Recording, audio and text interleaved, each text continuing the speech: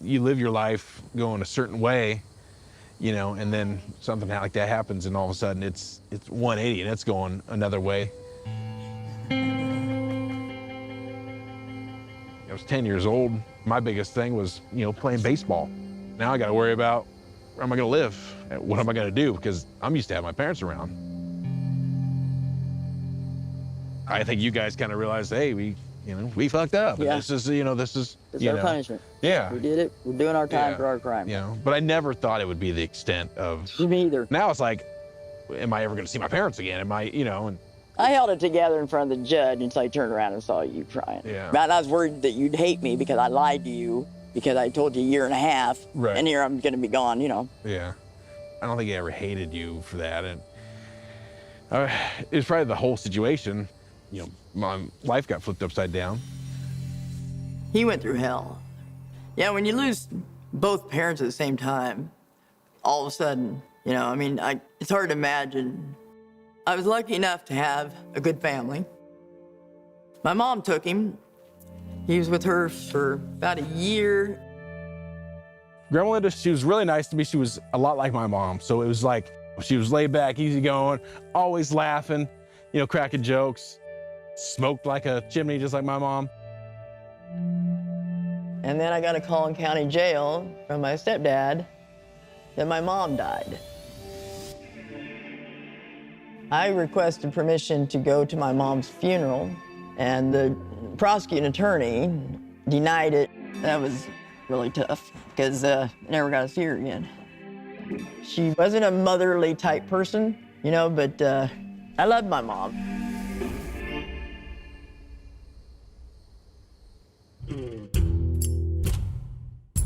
Josh then went to live with my dad and stepmom. When you're in prison, you're just there. Nothing changes there. So I'd walk a lot. And they had, you know, all kinds of different programs and stuff like that. Because you got to do your time. You can't let your time be you. July 2nd, 1999, I was released from Alderson, West Virginia. I was 9 years into my sentence, and I appealed the gun charge because when they came into my house and took all my guns, I wasn't even home. So they didn't get me carrying one or using one, not one. So I got released from prison. Josh didn't know I was released. So we thought, well, we'll surprise him. You know, I'm getting ready to start college in a month, you know, and I'm thinking, okay, well, you know, you're getting out in 5 years. So, Right. You know, and she comes out from behind me and she's like, you remember me? And I'm like, I turn around, I'm like, it was Took just, you a minute. yeah, it was one of those things where you see and you're like, am I dreaming? What's going, you know, like, and then everything kind of caught up to me, and, you know, we hugged and cried, and yeah, it was definitely the last thing I expected, you know. Surprise! Yeah. And he goes, oh my God, oh my God. And we just cried and hugged, and, you know, it was an awesome feeling. I love that kid.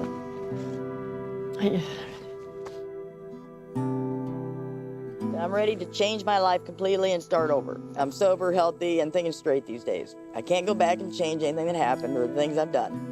All I can do is move ahead and work towards my future. And I want to make it up to him somehow. I'll never break a promise again. Well, they do this to me on purpose.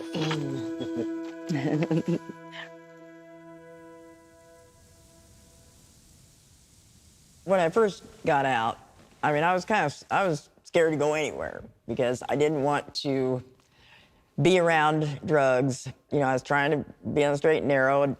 But then it was like I was at my parents' house, and it's like I felt like I was still in prison. So I went down and I got a job, XL meat packing plant.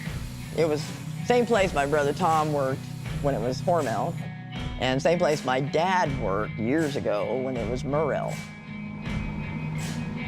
And that is hard work. I said, I want you to work at the meatpacking plant like I did. It's the best place in town because you got to stay sober. And so she's working there. Worked all day and everything, but it seemed like when I got off work, I didn't just want to go to Dad's house. So I went to Wendy's and applied for a night job.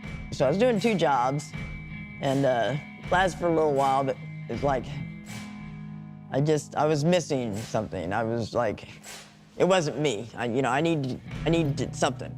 I hear she's doing well, then all of a sudden I get here, hey, she's not working there. Then I hear she's drinking. And I was like, oh boy. When Lori and Floyd went to prison, there weren't any drugs for a while. Just slowed it down a little bit, but then it picked right back up.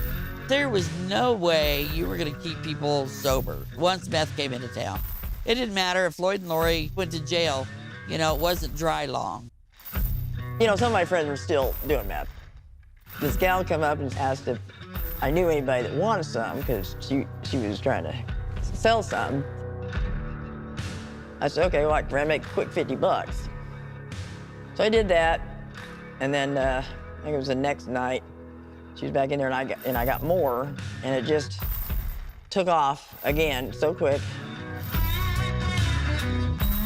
I think my daughter peed for her a few times, and she was getting away with that, like, sneaking and using my daughter's pee, which my daughter was okay with that, because she was making $5 a drop. That was a lot of money to her back then.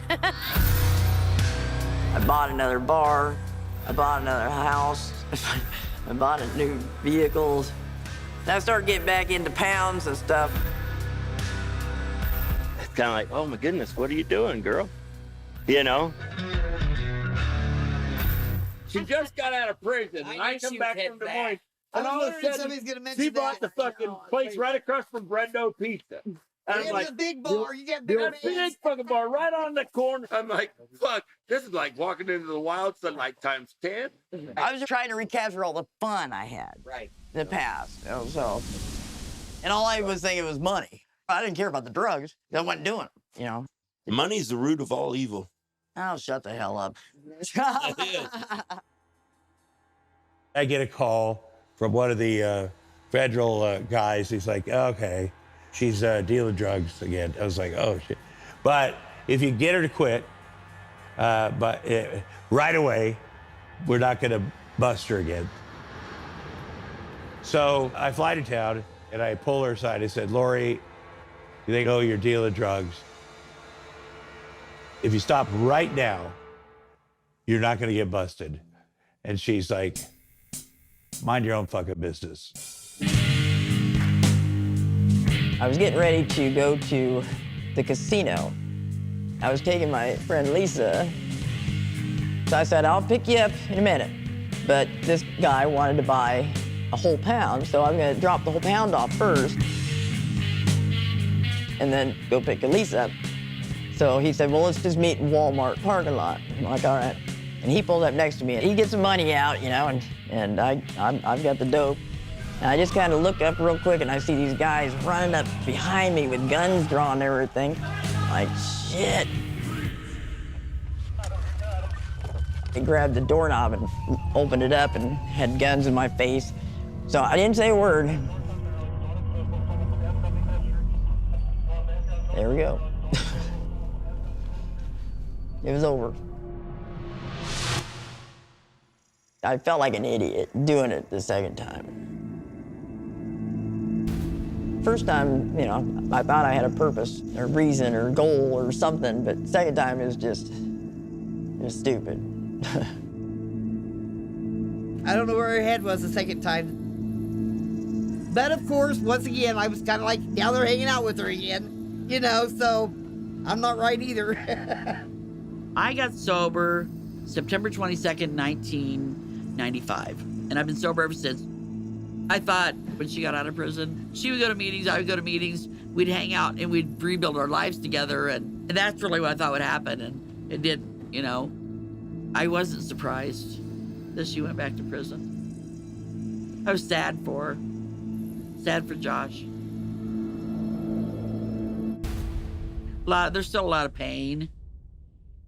Oh, I am sorry for what I've done. I'm sorry that it's ruined people's lives. I'm sorry that, you know, that people kept doing it even after they see everything go down and long prison sentences for people, and they still didn't stop, but their kids are starting to grow up and their kids are getting into it. And I didn't see that because I was away. Right. I was locked up. So I didn't realize it was going on. So, you know, I feel guilty about people's kids, your kid. I feel guilty about that. Yeah, he's been off and on doing it for, God, he was probably 17. I didn't know he'd been smoking weed since he was 11. Then when I got sober, he started drinking and tripping on acid and started doing meth, and man, it's been my whole recovery has been Dustin using meth, my niece using meth, my grandkids all fucked up because of meth. It's like, you know, I've never got away from it. Right. You know, it hits close to home when your good friend's kid turned to drugs and got in trouble with the law and stuff like that. It makes you realize that it can't just be him. It's got to be a lot of the other kids, you know, the parents that were buying drugs from me or my suppliers. So, yeah, it puts a different spin on things.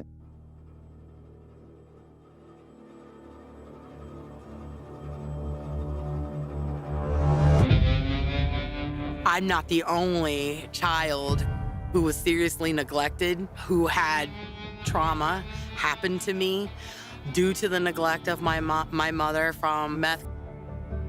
The first time I ever did meth, I was 12. And where did that meth come from? It came from Lori and Floyd. My parents loved their drugs just as much as they loved their children. We were put in bad places and were around bad people. And I sincerely feel that I was robbed of my childhood. The town lost a whole bunch of parents at the same time. It wasn't just Lori. A bunch of people went to prison in our town.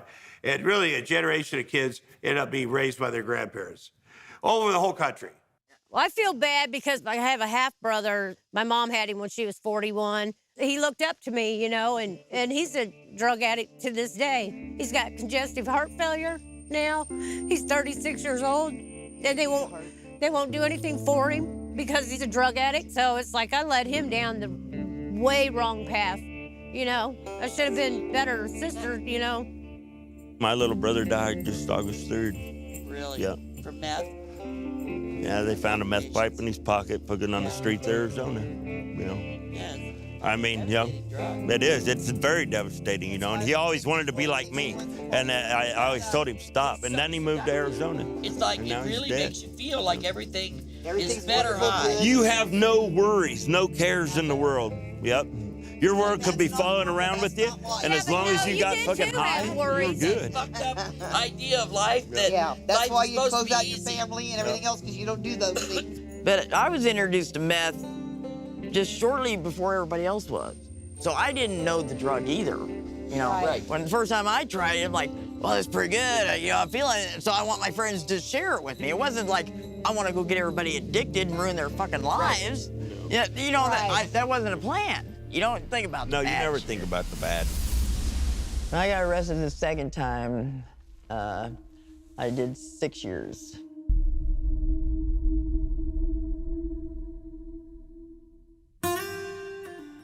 With Josh, we smiles, we're hugs, we love each other. But we've got a distance that we never had before. Because I lied. You know, I've made him promises that I didn't keep, and I got back into it. And here I go again type of thing, so.